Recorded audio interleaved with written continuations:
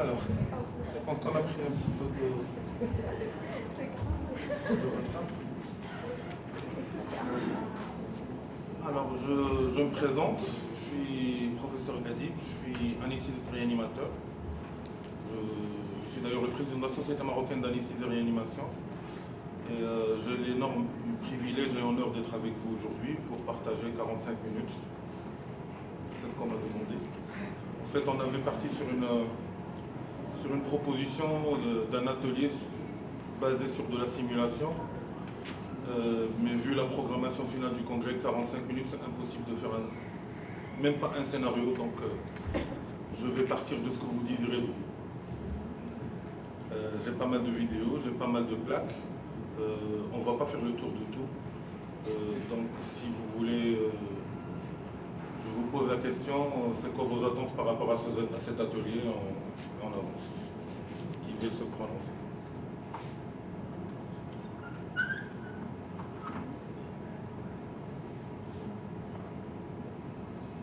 C'est quoi vos attentes?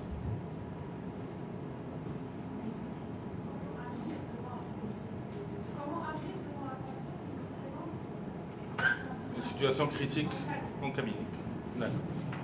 Alors, c'est quoi les situations critiques que vous vivez généralement? Qui a déjà vécu une situation critique au cabinet? Tu peux nous raconter?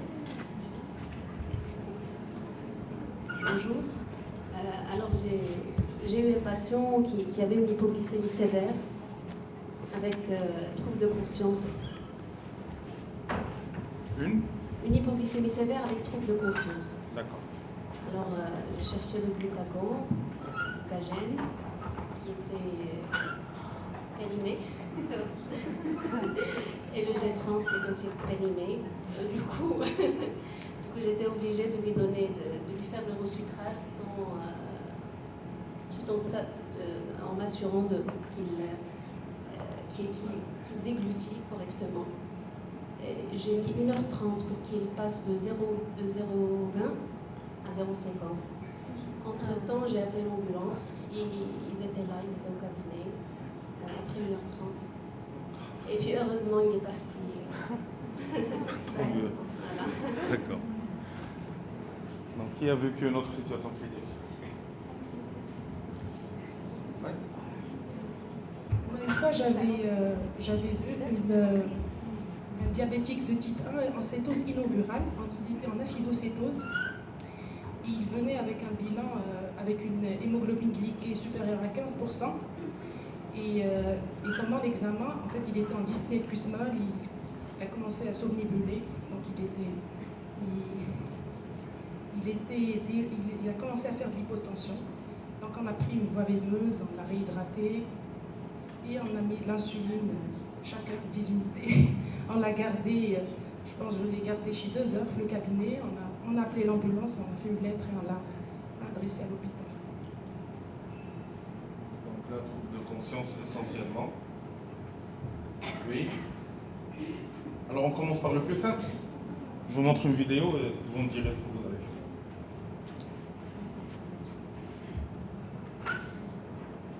En fait, j'expliquais pour ce frère que vous n'étiez pas là, que normalement c'est un atelier de simulation, et 45 minutes c'est impossible pour même pas un scénario. On transforme en interactivité. Quand rapidement un de ses proches s'avance vers lui, constatant que quelque chose ne va pas. Nella mia azione politica, mi chiedo scusate, la commozione ha prevalso e io. L'ancien chef du gouvernement italien ferme alors les yeux et s'affaisse lentement. Il est victime d'un malaise. Plusieurs membres de son entourage ainsi que ses gardes du corps interviennent pour le porter en dehors de la salle. La manifestation politique est immédiatement interrompue. Une demi-heure plus tard, Silvio Berlusconi allait toutefois beaucoup mieux et a pu quitter à pied la salle des sports où il faisait son discours. Il a ensuite pris un hélicoptère pour rentrer dans sa résidence près de Milan, où il subira une visite médicale plus approfondie. Bon. Commentaire?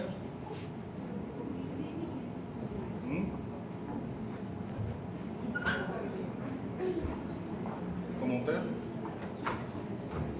C'était quoi? Un malaise. Malaise. Un malaise. Qui a eu déjà eu l'occasion de voir un truc comme ça, si simple? Un malaise. À votre avis, c'est secondaire à quoi? Ça peut être un malaise vague. Oui. Tension. Oui. Stress. Oui. L'émotion. L'hypoglycémie. Ou l'hypoglycémie. Devant tout trouble de conscience aiguë, c'est l'hypoglycémie jusqu'à preuve du contraire. Donc, ça peut être un malaise, ça peut être une hypoglycémie. Est-ce que c'est une syncope? Hein? Il y avait des prodromes. Il a commencé à vaciller, à dire n'importe quoi, puis il est tombé. La syncope, c'est... il s'éteint d'un seul coup. Il tombe comme ça. Il n'a pas le temps de retrouver une situation pour tomber correctement. La syncope, c'est il s'éteint. Généralement, c'est un trouble d'urine paroxystique. Ça, c'est une prise en charge autrement. Alors, qu'est-ce qu'il a fait le monsieur? Qu'est-ce qu'ils ont fait? Vous vous souvenez de la vidéo? Ils se sont mis autour de lui. Derrière, pour le prendre. Il y avait un premier monsieur qui s'est approché de lui. Là, Sa gauche. il a touché la main. Pourquoi il a touché la main? Oui. Il y a aussi autre chose. La froideur. Ça témoigne de quoi les sueurs et la froideur? Hein? L'hypoglycémie ou l'hypoperfusion périphérique. Quand il y a une hypoperfusion périphérique, c'est la froideur. Qu'est-ce qu'il a fait d'autre? Juste après le toucher. Non. Je ne sais pas si vous avez fait attention. Il a fait comme ça. Il a pris le pouls très discrètement. Il a pris le pouls très discrètement. Et c'est là où il fait le diagnostic. Parce que sur un malaise vagal, qu'est-ce qui va se passer? Tachycardie? Malaise vagal, c'est-à-dire? C'est le vague. Il est stimulé ou là il est inhibé? Il est stimulé. Donc il va avoir une bradycardie. Donc c'est plutôt la bradycardie qui va avoir ce malaise vagal. Donc ça vous oriente très rapidement sur un malaise vagal. Le fait qu'il y ait une bradycardie. Oui. Et qu'est-ce qu'il a fait? Donc il a fait comme ça, il a fait le pouls par le bas et il a tenu pour le protéger. Donc c'est ça. C'est pour commencer par la première plaque. C'est que devant toute situation critique que vous allez rencontrer, il y a certaines règles générales d'intervention. La première, c'est ne pas paniquer. Vous paniquez, vous perdez le fil, vous ne faites pas les choses correctement. C'est se maîtriser. La deuxième des choses, c'est protéger, c'est sécuriser. Là, s'il l'avait laissé, il serait tombé, trauma crânien grave, peut-être autre chose. Donc la première des choses, c'est se protéger soi-même, puis protéger la victime. Ça marche? La troisième, c'est évaluer, c'est ce qu'il était en train de faire. Et après, il va alerter. D'ailleurs, le monsieur qui est venu l'autre pour le protéger, ils l'ont pris. Qu'est-ce qu'ils ont fait, à votre avis, quand ils l'ont sorti de la scène? En situation de sécurité. Qu'est-ce qui est mieux? La sécurité. Pour cette situation, Surélever les gens. Dans cette situation, c'est une chute du débit sanguin cérébral. Quand vous surélevez les jambes, c'est 300 à 400 millilitres qui vont revenir vers la circulation générale. Et c'est le débit sanguin qui reprend. Et généralement, ça reprend, la fréquence cardiaque reprend. Il récupère très rapidement. Mais la condition, c'est que vous le mettez dans cette position. Qui veut jouer à la victime? Parce qu'on n'a pas vu... Qui veut jouer à la victime? Je suis déjà victime. Comme ça, on fait un petit peu de pratique aussi.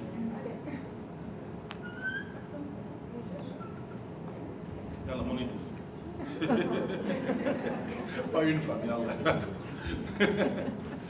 Un monsieur, un jeune. Rolly, il est là. On t'appelle. Tu as été désigné. Rolly, volontaire désigné. Il est où? Je vais accepter pour cette fois-ci qu'une personne se porte pour volontaire, mais après, on pourra... J'aimerais bien que tout le monde y mette du sien.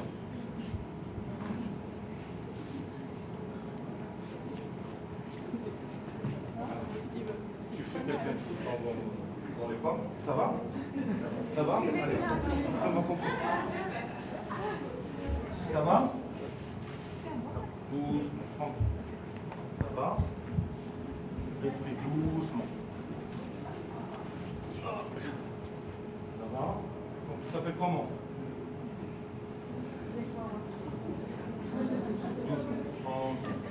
S'il vous plaît, est-ce que quelqu'un peut m'aider, s'il vous plaît? S'il vous plaît, est-ce que vous pouvez appeler à l'aide et me ramener de quoi mesurer le glycémie capillaire? Ça va? Elle est bonne. Ah, donc c'est juste, ça va passer. D'ailleurs, la fréquence cardiaque, elle est en train de monter. Si j'ai besoin de me libérer, et si j'étais tout seul, qu'est-ce que je fais? Une chaise. Une chaise et je mets les... Et généralement, il récupère très rapidement. Ça vous va? Le malaise vagal, c'est rien que ça. Rolly, tu as un excellent papa. Ouais. Ça va? Alors, généralement, moi, dans ma pratique quotidienne, j'ai souvent des situations comme ça qui sont décrites par des patients qui sont pris pour des allergiques à la pénice, parce que ça survient souvent, secondairement, à des injections dans des cabinets. Secondairement des injections, il y a des gens qui perdent conscience, on leur dit vous êtes allergique à la pénice, alors que c'était un simple malaise vagal. Et ça, c'est juste ça, on détecte par la bradycardie, on remonte, on mesure la glycémie, et c'est très facile de le faire. Et généralement, les choses vont droit.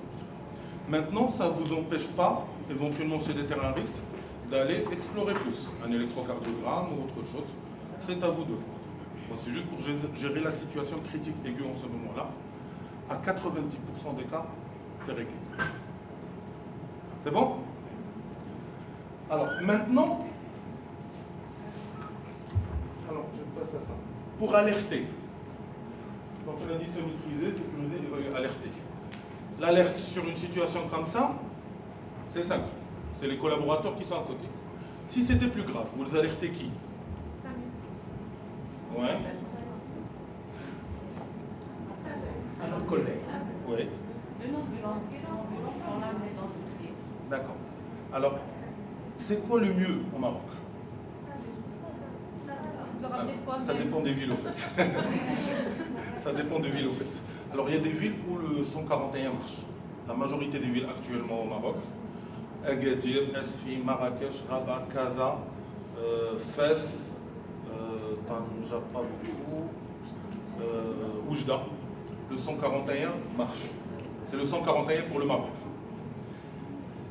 Idéalement, essayez de faire des collaborations avec ces gens-là. Ouais. C'est le système unifié. L'intérêt du SAMU, c'est parce que dans des situations les plus sévères, ils peuvent vous mobiliser une équipe. Ils peuvent, en fonction de la qualité de l'alerte que vous allez leur donner, c'est pour ça que je pense que ce n'est pas un truc spécifique au Maroc, c'est un petit peu partout, même en Algérie, en Tunisie. C'est de la crédibilité du message que les sapeurs-pompiers ou le SAMU reçoivent, que la mobilisation de ressources va être en conséquence. Parce que si quelqu'un appelle, voilà, j'ai un problème, sans dire ni le lieu, ni la gravité, ni qui il est, ce n'est pas un message de crédibilité. Les sapeurs-pompiers chez nous, ils mettent environ 1h30, 2h, parce qu'il n'y a pas de crédibilité des alertes. Et de ce fait, ils attendent une deuxième confirmation, une troisième confirmation.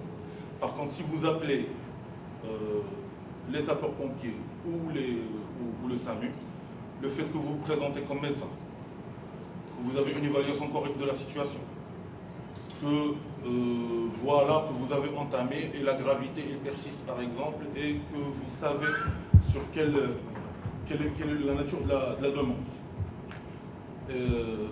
Et que vous précisez le lieu, notamment si vous êtes dans un immeuble, il faut leur donner le code de l'immeuble s'il y a un code, des choses comme ça.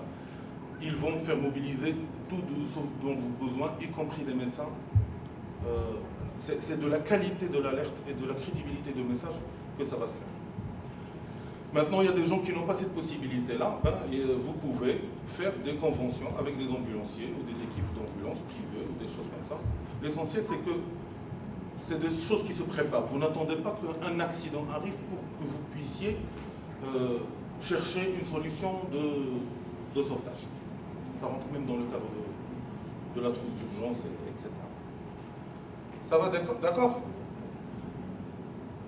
Il y a une mnémotique, ça j'aimerais bien aussi, j'adore ce code mnémotechnique. Quand vous communiquez avec un collègue ou avec le SAMU ou avec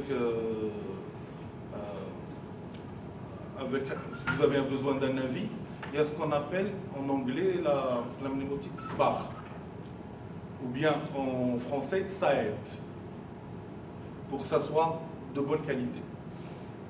La première des choses, vous vous présentez et vous dites voilà la situation, S, situation. Après A, antécédent. Après E, évaluation, voilà mon évaluation. Après D, voilà ma demande. Et comme ça, quand c'est précis, c'est clair comme ça, la réponse est en conséquence. SAED, S-A-E-D. Même avec une anatomopathologiste, vous dites voilà la situation, voilà les antécédents, voilà mon évaluation, voilà ce que j'ai fait comme prélevé, je demande ça. Là, votre réponse, elle va être en conséquence. Ça va, c'est bon? Alors, on était à évaluer. Comment vous allez évaluer une situation aiguë?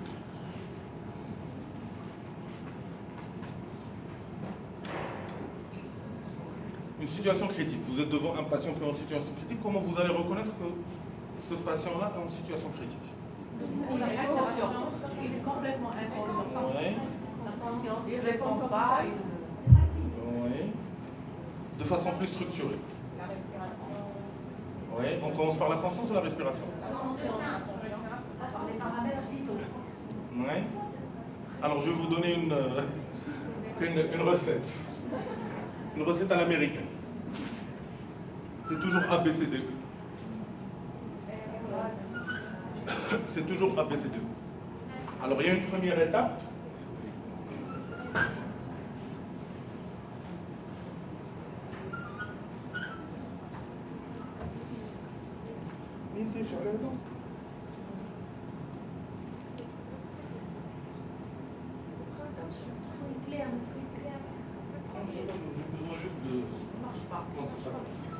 Alors, il y a cette première étape. General Assessment. General Assessment. Dans la grande majorité des situations, vous n'avez pas besoin d'aller sur un examen clinique pour détecter la gravité. Dès que vous approchez d'un patient, à la vue, à l'impression générale, vous avez certaines données. Le A, c'est l'apparence. C'est l'apparence. Conscient, inconscient, on le voit de loin. Bleu, cyanosé, il gaspe. C'est des choses qui sont très apparentes. Apparence. Et de l'apparence, je vois qu'un patient, il est mal, un patient, il est acceptable. La deuxième, c'est le travail respiratoire. Et là, un élément très important que je pense qu'on dans le monde francophone, ce n'est pas, on n'a jamais mis l'accent dans nos études médicales. C'est la fréquence respiratoire. La fréquence respiratoire, c'est un élément extrêmement important dans toutes les situations critiques et qui est l'un des premiers éléments qui vont être apparents et orientant vers la mort. Un patient, avant qu'il soit tachycarde, au début de la tachycardie, il va devenir polypnique. Un patient qui va faire de la tachycardie, il va devenir atypique. Donc la fréquence respiratoire elle est très importante. Est-ce que c'est une fréquence respiratoire basse? Est-ce que c'est une fréquence respiratoire qui est très élevée? Et le travail respiratoire, est-ce qu'il tire? Est-ce qu'il a des signes de lutte respiratoire? L'exemple type sur le travail respiratoire, si vous voyez quelqu'un qui fait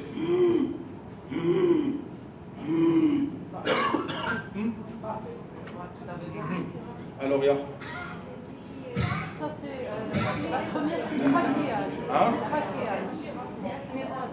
Ouais? Stridor. C'est le stridor. C'est un problème d'airway, de voie aérienne supérieure. Quand vous avez le expiratoire, c'est un problème de voie aérienne inférieure. Et généralement, sur des situations comme ça, il suffit de libérer les voies aériennes supérieures, c'est l'hyperextension de la tête, et vous réglez pas mal de choses. Je ne sais pas si vous avez remarqué avec Rolly, qu'est-ce que j'ai fait? Je lui ai fait une petite hyperextension de la tête d'abord, et ça c'est une liberté de voie aérienne supérieure. Sur les patients qui perdent conscience, est-ce qu'ils avalent leur langue? Parfois. Non.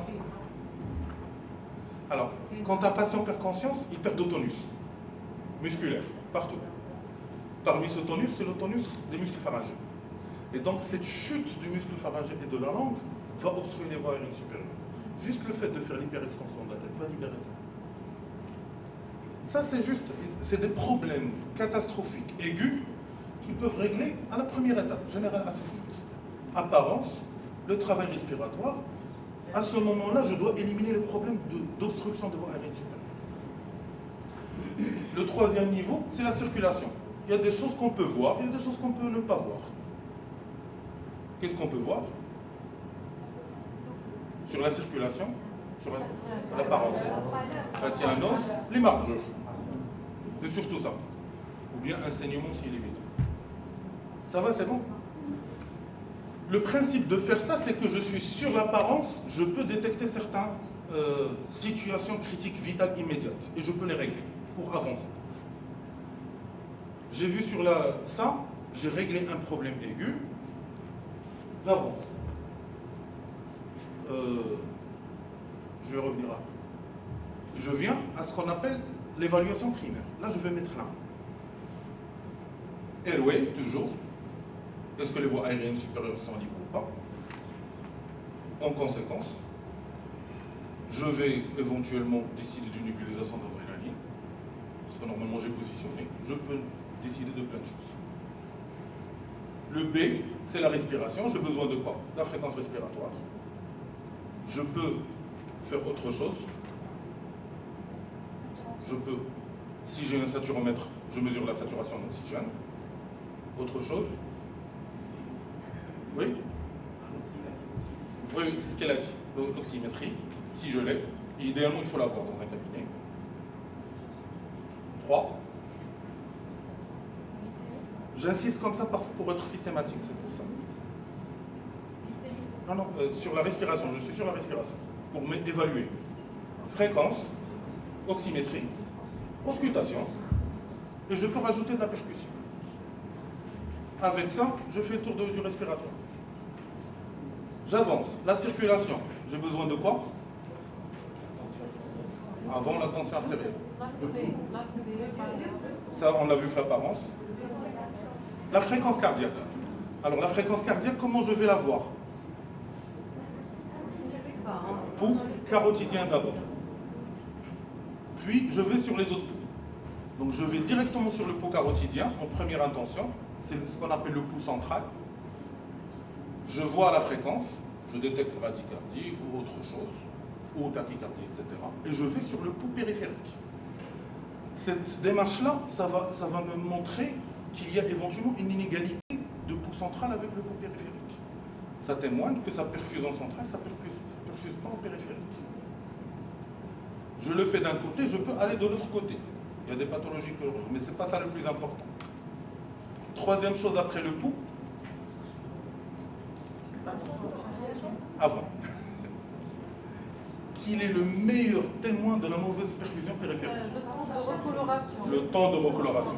Alors ça c'est bien enseigné dans la population pédiatrique, mais ce n'est pas enseigné dans la population adulte. Alors que ça a la même valeur.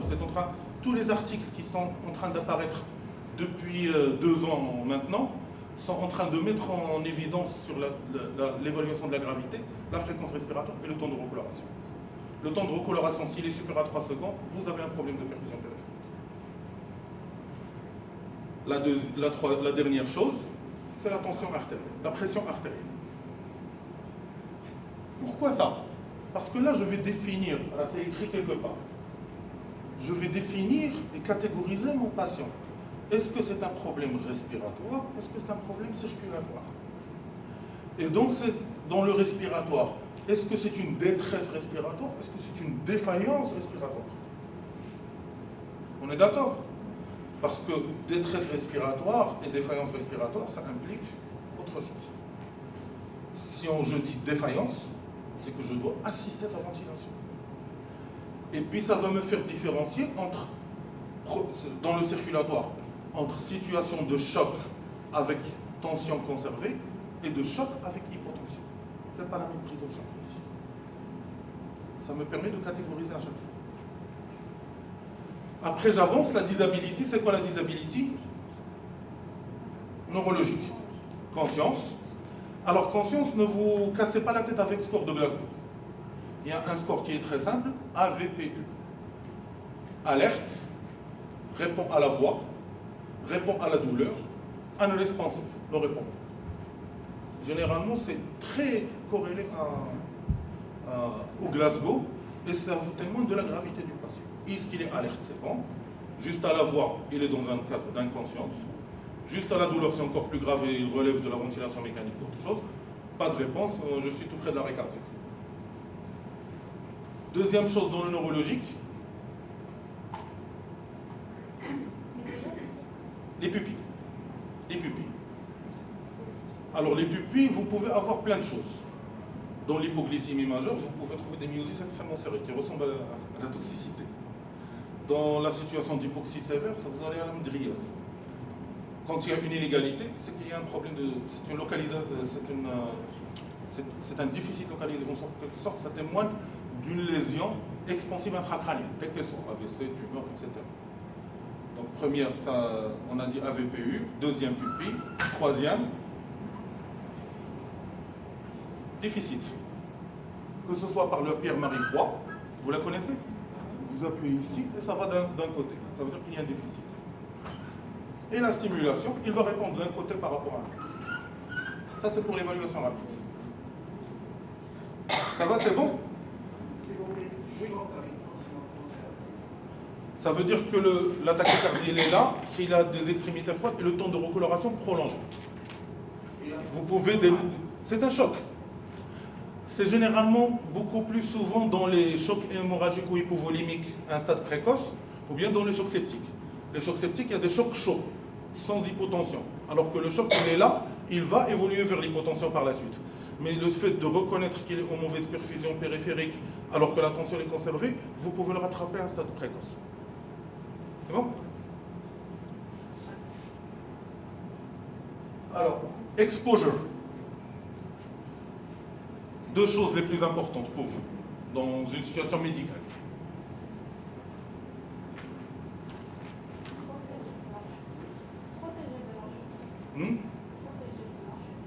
De la chute? Non, l'exposure, c'est les autres choses qui est à l'exposition par rapport à l'environnement. Ou la glycémie qui fait partie de ça. La glycémie.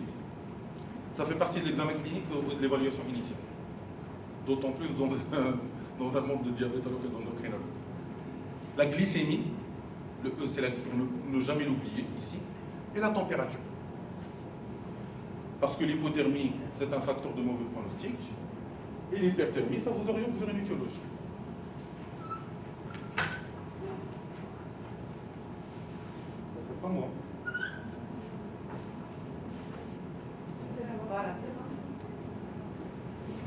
D'ailleurs, c'est écrit bedside glucose.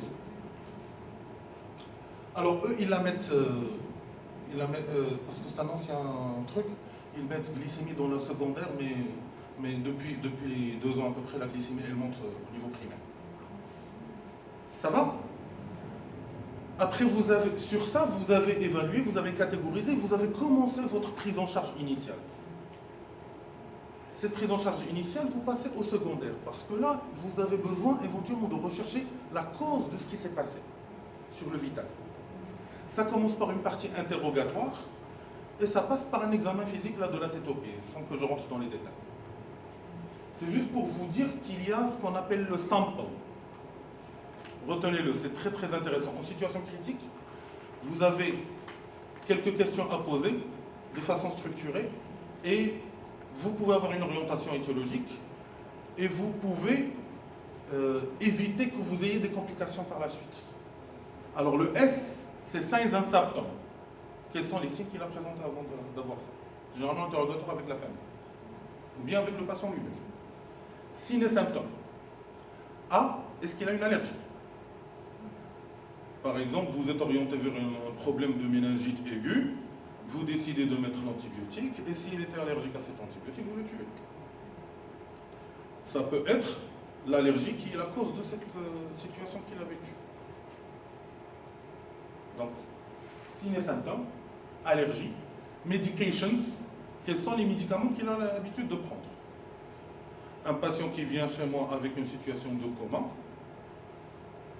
j'évalue, quand j'arrive aux médicaments, j'insiste. Le glucophage, parfois, s'il y a des surdosages, ça peut entraîner des choses graves. Et ça peut m'orienter vers telle ou telle chose.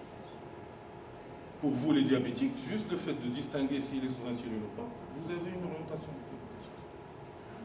Donc les médicaments qu'il a l'habitude de prendre, dans les situations d'AVC, par exemple, s'il est sous syndrome et vous ne savez pas, vous n'anticipez pas l'aggravation sévère rapide, etc. Il y a beaucoup de situations sur cette notion de médicaments. Ou bien s'il a pris des médicaments nouveaux qui ont pu causer cette situation. Le B, c'est Past Medical History, les antécédents. Past Medical History, les antécédents. Le L, c'est Last Meal. Ben, s'il vous dit qu'il vient de manger, de prendre son déjeuner avant d'arriver ici, il est en coma, là, la position d'intérêt de sécurité devient une extrême urgence. Vous n'allez pas attendre. Je le mets en position là parce qu'il risque de vomir dans son poumon tout de suite. Ça marche? Last meal. Et le E, c'est events, les événements qui ont conduit à cet état. C'est bon? Et après, je pars sur un examen clinique de la tête aux pieds, et puis je vais prescrire les examens complémentaires. Bon, ça c'est plutôt du domaine hospitalier, mais vous avez des choses que vous pouvez avoir. Il y a certains qui ont... Vous êtes au courant qu'il y a maintenant une sorte de laboratoire délocalisé? Au Maroc maintenant on a le Aïstat. C'est un appareil qui est comme ça, avec différentes cassettes individuelles, qui peuvent être des cassettes de gaz du sang, des cassettes de ionogramme complet, de TP, d'hémoglobine et tout ça. Vous pouvez rapidement faire ça et vous avez le résultat de plein de choses. Les troponines, le BNP, c'est en train d'envahir le monde ailleurs et ça commence au Maroc maintenant. Oui, sur du sang veineux. Sur un prélèvement artériel ou veineux. L'acétocétose par exemple, l'acétoacidose. Pardon les diabétologues. L'acétoacidose diabétique, actuellement, il y a une formule qui fait que vous pouvez très très bien juger de la gravité à partir d'un gaz du sang veineux, sans aucun problème. Parce qu'il y a une différence de 0,08 ou quelque chose comme ça. Donc vous pouvez faire dans l'aigu du veineux ou de l'artériel sans aucun problème. Ça va, c'est bon? Ça c'est juste pour parler de la démarche.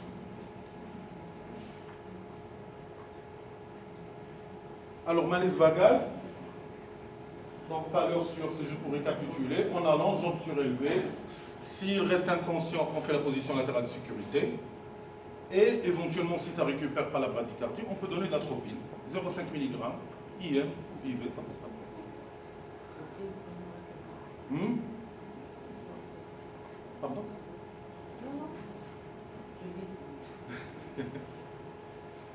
Ça va, c'est bon?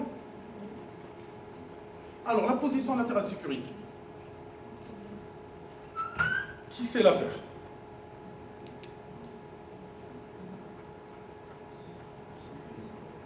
Donc, j'ai bien fait de demander la question parce que je me suis dit, s'il y a un geste que je voudrais que tout le monde fasse, c'est la position latérale de sécurité. C'est quelque chose de très simple, très facile, quel que soit le poids de celui qui est devant vous. On commence par Ronnie. On commence par toi, mais ils vont faire chacun avec l'autre. On va faire en couple. Deux couples, ils vont le faire ensemble.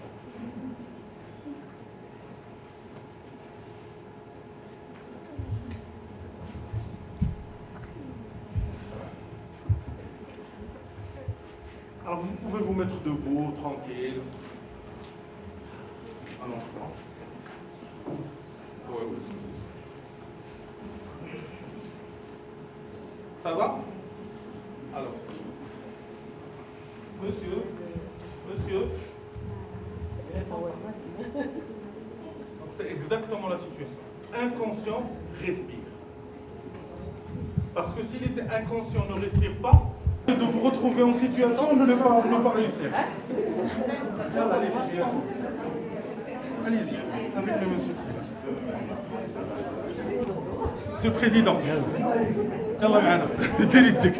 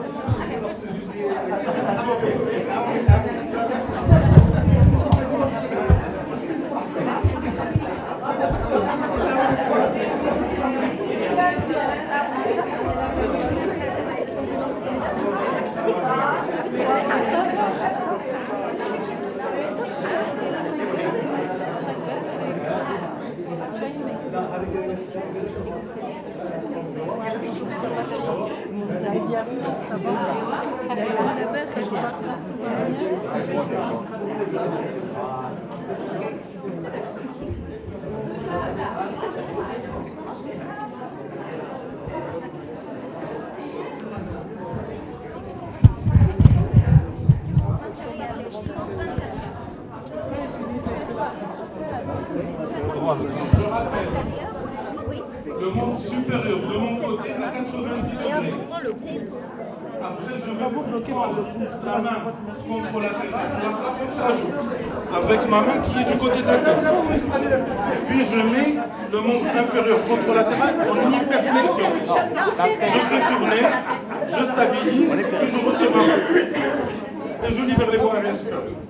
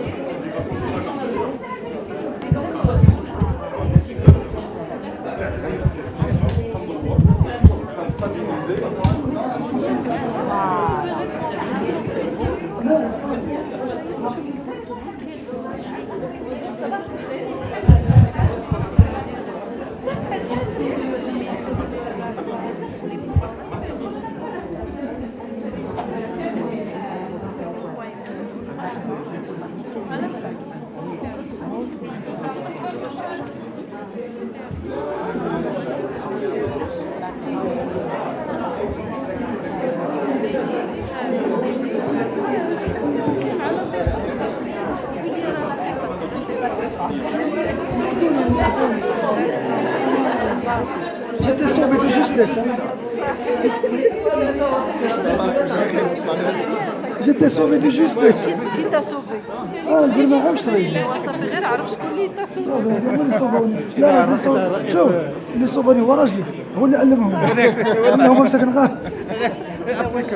اللي قراهم. لا اللي قراهم هو اللي خصنا من الحل الوالد. واخا دابا عشتي On avance un peu pour rajouter certaines choses parce qu'on n'aura pas le temps de tout finir de toute façon. Mais je pourrais vous laisser la présentation. À la fin de ma présentation, il y a une proposition de trousse d'urgence pour un cabinet. Donc vous pouvez la voir. Alors, malaise hypoglycémique, je ne vous apprendrai rien. Resucrage s'il est conscient. S'il est inconscient, vous ne donnez rien par voie orale. Première intention, G30 en voie veineuse. Alors, si vous n'arrivez pas à prendre une voie veineuse périphérique, hein, Oui, si vous ne l'avez pas. Et vous avez besoin d'un accès veineux. Dans l'os. Oui. Imprégné.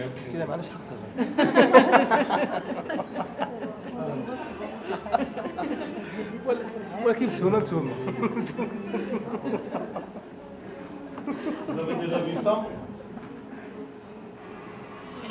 Ouais, c'est vrai.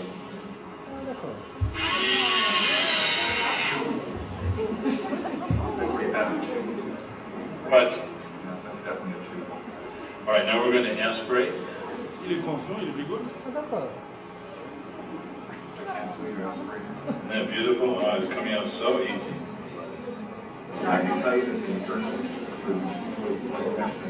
Really? Wow. It was fast. It was really. Alors, ça c'est l'intra-osseuse. Alors jusqu'à il y a 5 ou 6 ans, il y a eu un incident à Tiznit, spécialement avec un enfant qui a été amputé à cause d'une voie intra-osseuse, ce qui a fait que ça avait donné de la mauvaise pub pour cette voie, à un certain moment. Maintenant, c'est en train de revenir dans tous les algorithmes du monde. Il y a des patients chez qui vous allez avoir une voie veineuse. Il y a des patients que vous n'arrivez pas à avoir une voie veineuse. Vous avez vu la rapidité même maintenant dans l'algorithme arrêt cardiaque, on vous dit vous mettez intraveineux ou intra-osseuse. C'est très très rapide. C'est l'équivalent d'un cathéter central. Ce n'est pas d'une voie périphérique, c'est l'équivalent de cathéter central. Ça vous permet de sauver certaines situations aiguës. Et après, vous mettez une cathéter centrale sur échographie, ou là où il va, dans un service de réanimation, quoi que ce soit. Mais l'essentiel, c'est dans une situation aiguë. Si vous n'arrivez pas, et vous avez les moyens, il y a les pistolets, il y a même des trucs que vous mettez, pac, et ça rentre, et ça vous permet de sauver si vous avez besoin de quelque chose en intraveineux rapide. Ça, c'est juste... C'est toujours dans le même endroit ou... Si jamais vous piquez dans un os, il faut passer dans un autre os. Parce que si vous créez un trou, vous allez, par exemple, même de l'autre côté, ça risque de passer... C'est ça le risque. Le risque, si c'est pas surveillé, si jamais il y a un trou, ça passe dans les loges et ça peut entraîner un syndrome des loges et une ischémie de monte. Donc il faut le faire pour une situation aiguë, il ne faut pas dépasser un certain nombre d'horaires et il faut surveiller ça. Mais ça sauve vraiment des vies. Dans les chocs septiques, les chocs hypovolimiques majeurs, vous n'arrivez pas à trouver de veine et vous réglez le problème. Et après vous mettez ce que vous voulez tranquillement, ou là les réanimateurs font ce qu'ils veulent. L'atropine par ça. Bon, l'atropine pour les malaises vagos, vous n'avez pas besoin de ça. Vous réglez le problème généralement avec la surélévation. Au pire des cas, avec l'IM, ça passe très rapidement. Sa biodisponibilité IM est rapide.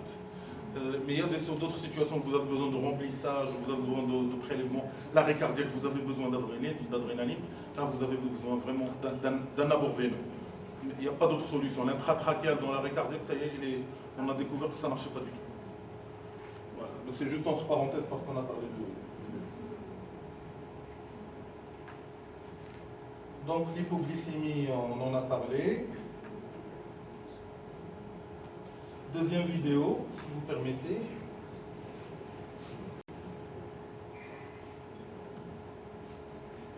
Vous risquez d'avoir ça dans votre cabinet aussi.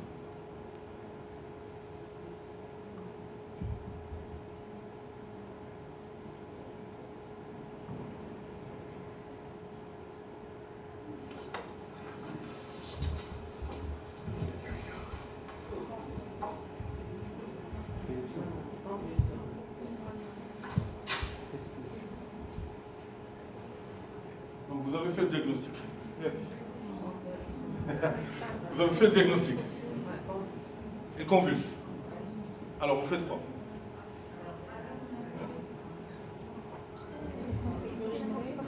On va libérer les voies aériennes, on va la mettre en position de sécurité, en même temps quelqu'un va chercher le voile. C'est-à-dire? Donc on va alerter, oui, tout d'abord. Alerter, oui. Se maîtriser, alerter. Se maîtriser, alerter. Ensuite on va la mettre en position latérale et en même temps il y a quelqu'un qui va ramener du Valium pour lui agir. Oui, je veux un truc plus... Quelle est la priorité chez elle, maintenant? Non. La protéger, de quoi? La protéger. La priorité, c'est la protéger. Qu'est-ce qui est très apparent chez elle? Les lunettes. Elle casse ses lunettes, elle rentre dans ses yeux. La première des choses, c'est aller sur la tête, la protéger, la tenir pour qu'elle ne chute pas. Nous, moi je suis responsable d'un service d'anesthésie gynéco-obstétrique. On a eu plein de cas ces années dernières de malades qui ont convulsé, qui ont chuté, qui ont eu des traumatismes crâniens surajoutés. Parce que les sages-femmes ou les personnes qui s'en occupaient sont parties chercher du Valium. Ce n'est pas du tout la priorité. Une convulsion, c'est la grande 99% des cas, ça ne dépasse pas 30 secondes. Donc il faut protéger la dame ou le monsieur pendant le moment de la convulsion. Après, je donne ou pas du Valium, c'est quand ça persiste et quand j'ai une autre main pour le faire. Et la majorité n'ont pas d'accès veineux. Je ne peux même pas injecter ce Valium. Donc la priorité absolue dans des situations comme ça, c'est protéger la personne. S'il y a des lunettes, les enlever. L'empêcher de tomber. Maintenant, sur le problème de la langue, ça arrive. Ça arrive des fois qu'ils mordent leur langue. Mais vous ne pouvez rien y faire pendant la convulsion. Si jamais vous introduisez votre doigt, il est parti votre doigt aussi. Si jamais vous essayez de mettre une canule de Guédel pour la protéger, vous lui traumatisez davantage la langue. Donc juste vous accompagnez cette convulsion. Si vous avez quelqu'un maintenant qui peut ramener du Valium ou du Midazolam, c'est la même chose maintenant pour les deux, il l'injecte et le problème est réglé. C'est ça mon message principal. Ça vous va? D'accord? On n'a plus le temps, je dois finir, monsieur le président. Dans combien de temps j'arrête? Ah si, vous êtes président. C'est vous qui avez programmé ça. Non, comme ça, on met nous là à la bouche et on reproduit dans le ligue du diabète en juillet un atelier plus prolongé, si vous voulez bien. Alors rapidement, je passe des choses comme ça. Alors l'asthme, c'est pas obligatoire d'avoir de l'oxygène, une chambre d'inhalation. Ou bien vous confectionnez un CDLI, une bouteille, vous mettez un trou dedans et vous mettez de 5 bouffées et il respire dedans. Généralement avec ça, c'est l'équivalent d'une nébulisation. Donc vous mettez beaucoup de bouffées de ventoline, juste le temps que les secours arrivent ou que vous le transférez dans la situation. C'est facile, c'est une dyspnée expiratoire.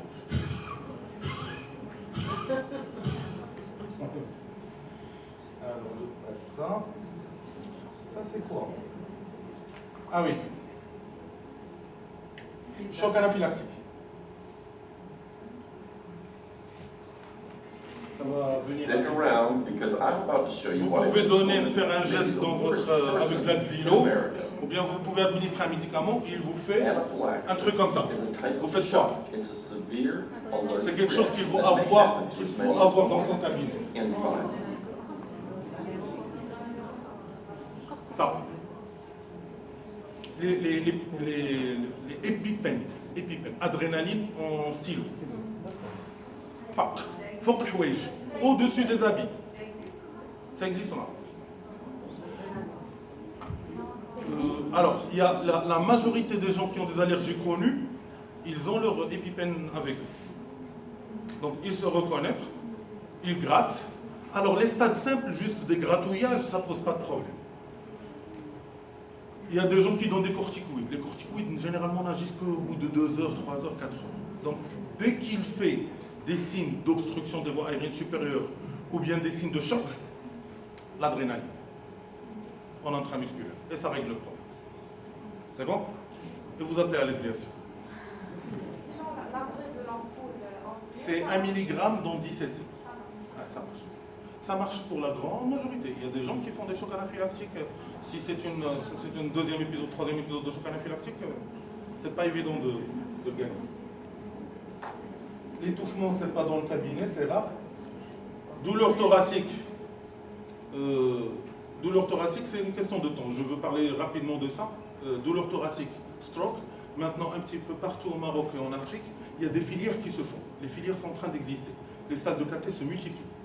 Et donc, c'est des patients qui peuvent bénéficier vraiment de fait d'alerter rapidement et de pouvoir diriger vers une structure qui peut thromboliser un AVC ou drainer un hématome compressif. C'est vraiment des choses qui rendent service. Pour la douleur thoracique, aspirine.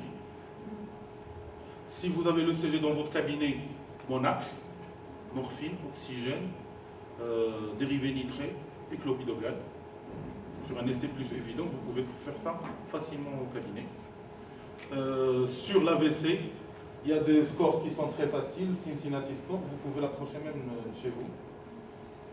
Et généralement, c'est rapidement, il doit arriver vers un scanner et c'est le scanner qui décide, bloc opératoire ou thrombolyse. Maintenant, il y a Oujda qui thrombolise régulièrement, Fassi thrombolise régulièrement, Marrakech commence à thromboliser régulièrement. Le problème chez nous, au Maroc et dans les pays africains en général, c'est les patients qui arrivent trop tard. Oui. C'est surtout ça. Pour retrouver quelqu'un qui arrive au moins de 3 heures, c'est très très difficile. Mais une fois ils sont dans les 3 heures, généralement on peut offrir des choses. Bon voilà, je pense que Baraka, il y a l'arrêt cardiaque, on le laisse pour la prochaine fois. On aura la chance lors de la Ligue de pouvoir faire un atelier dans le centre de simulation. Donc tous les moyens sont là. 2 heures. Même plus. Non, plus. On peut faire parce qu'il y a des collègues qui peuvent faire avec nous. Allez, les appels. Merci pour votre patience. C'est un plaisir de partager. Oui, des questions? Pardon? La trousse, vous prenez sur clé ma présentation. Alors, je vais rapidement.